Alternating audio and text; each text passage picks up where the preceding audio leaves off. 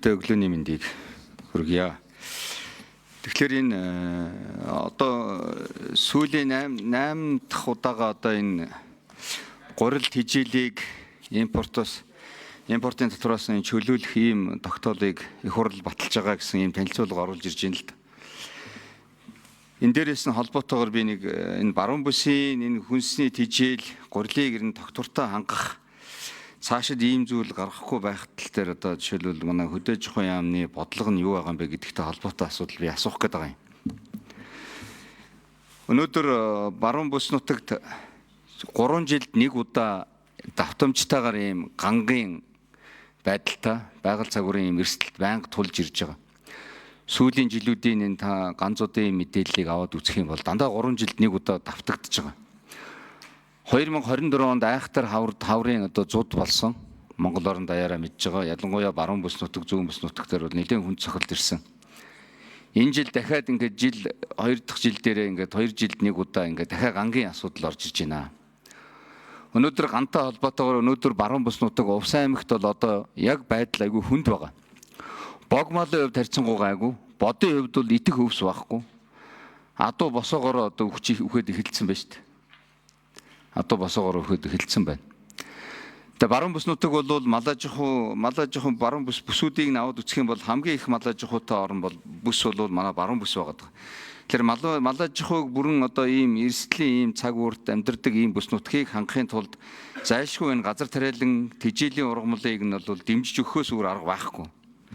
Өнөөдөр Увсан аймгийн баруун түрүүн сумд эргэлтийн талбай 40 мянган эргэлтийн га талбай байгаа. Одоо 10 мянган га орчмыг л ашиглаж байгаа. 2-3 жилийн өмнө 5 жилийн өмнө энэ 20 мянган гагийн ашигладаг болцсон байсан. Одоо буцаа буучл. Тэгэхээр энэ дээр энэ төрийн дэмжлэг юу байх юм бэ гэдэг нэгдүгээрт.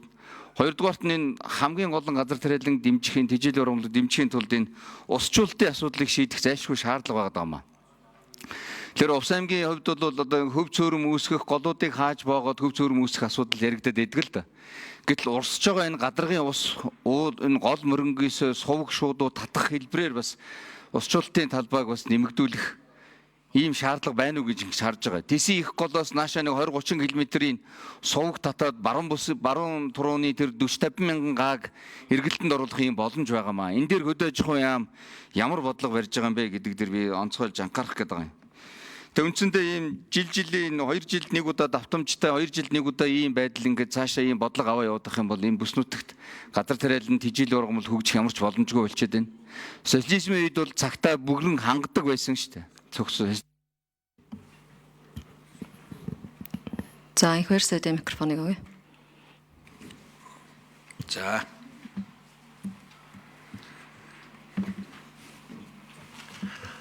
Баруун бүс нутагт өвлжилт хүндэрж байгаа. Гэтэ энд нэг зүйлийг онцлог хэлмээр байгаа. Одоо бүгдийг байгаль руу буруутгахаа бүгдээрээ болох хэрэгтэй. Сая заяа бол гişүү чухал юм ярьж байгаа. Одоо ингээд 8 удаагийн хуулийн зохицуулт хийгээд баруун бүс нутагт хөнгөлөлттэй дотрын чөлөөлөлттэй гурил малын тэжээл оруулах асуудлыг зохицуулж ирсэн байна. Яам бол энэ эсрэг байгаа. Эрх зүйн орчин доктортой байж ээж тэнд Улаанбуудаа тариалалт, гурил үйлдвэрлэл, малын тэжээлийн үйлдвэрлэл доктортой байх тэр эдийн засгийн нөхцөлийг бүрдүүлэх гол орон зай нь энэ татврын хамгаалалт байх татврын бодлого байгаа.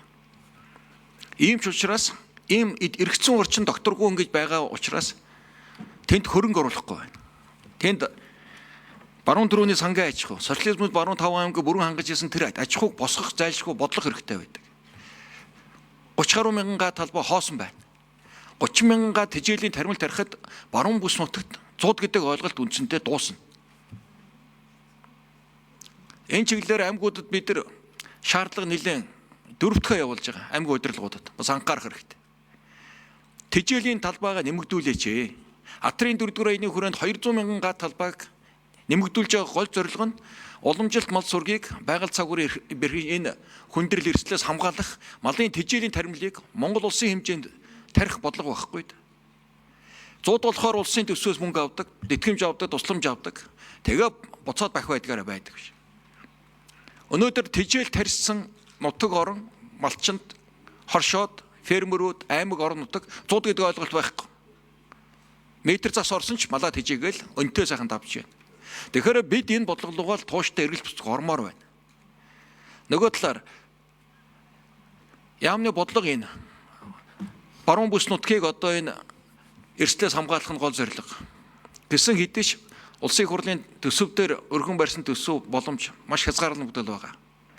Сая өргөн барьсан төслөөс бид 90 гаруй тэрбумаар хасагдсан. Гэтэл энэ бас гол баруун бүс нутгийн газар тариалан сэргээх гол бодлогын олон зорилтууд энтэй холбоотойгоор л бас л хойшлох ийм л төсөв баталсан шүү дээ.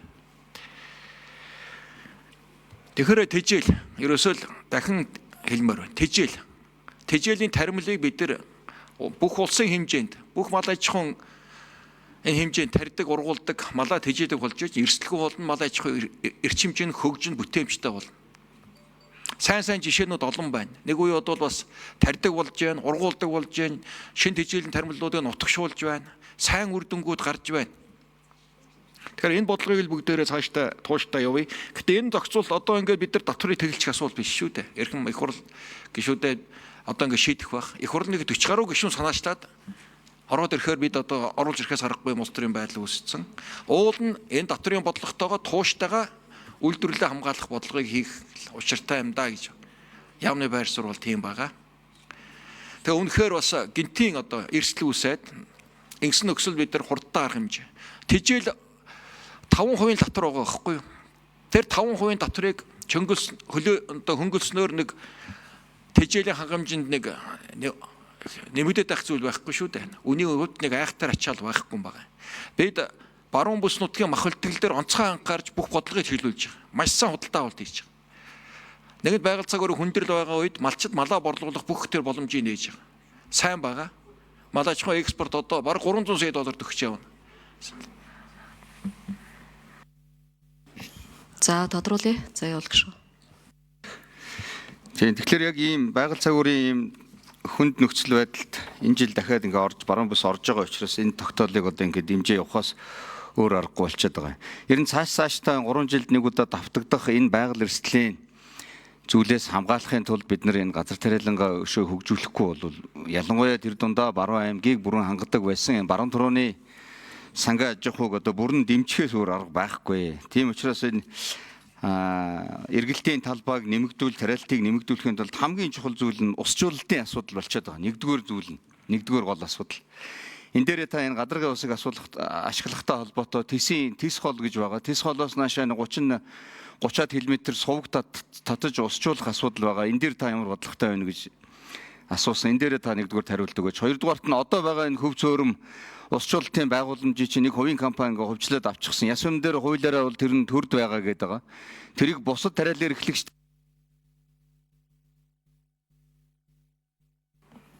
За их баярсад хариулъя. Баруун бүс нутаг маань уулын бүс харьцангуй гадаргын ус газар тариалан ашлах болцоотой тийм нөөц боломж юм байна. Одоо яамнаас 10 ийм усчуулалтын томоохон төсөл хэрэгжиж байгаагийн 7-ыг нь баруун бүслөө чиглүүлсэн. 10-аас 7 нь 3 нь бусад аймагуд байгаа. Баруун бүс 7 усчуулалтын систем үндсэндээ төрүүчээс ашиглалтанд ороод хүлээн авч яана эрхчлэлдээ багтаад ер нь ашиглалтанд орно. За гişүүд байнгын орон дээр өгсөн үр чиглэлийн дагуу мэргэжлийн байгууллагууд оролцоод баруун бүс нутгийн газар тариалан хөдөө аж ахуйг сэргээх юм бодлого гаргасан.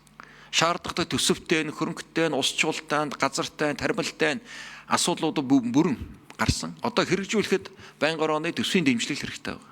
Тэр бодлого бол тодорхой. Тариаланчтай газар дээр уулзсан. За Монголын хувийн хвшлийн томоохон компаниуд баруун бүс нутагт хөрөнгө оруулалтаа хийхээ илэрхийлж. За дахиад тодруулъя.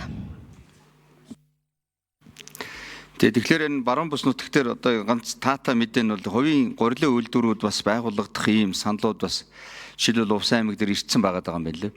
Тэгэхээр тэр хувийн үйлдвэрийг одоо гурилын үйлдвэрийг хангахын тулд бид нар найдвартай Улаанбуудаагаар л хангах юм үүрэг хүлээж байгаа. Энэ дээр бол төрийн оролцоо бол ерөөсөө л энэ Улаанбуудаагийн тасралтгүй хангах хэрэгцээд Улаанбуудаагаар хангах ийм л үүрэг хүлээж байгаа. Тэгэхин тулд энэ баруун төрөний сангаа аж ахуйг буцааж сэргээх зайлшгүй шаардлага байгаамаа. Тэг хамгийн гол нь усчуулалт нэгдүгээр асуудал, хоёрдугаарт нь тэр төрөөс жоохон санхүүгийн дэмжлэгийн асуудал. Ийм л хоёр зүйл байгаа юм.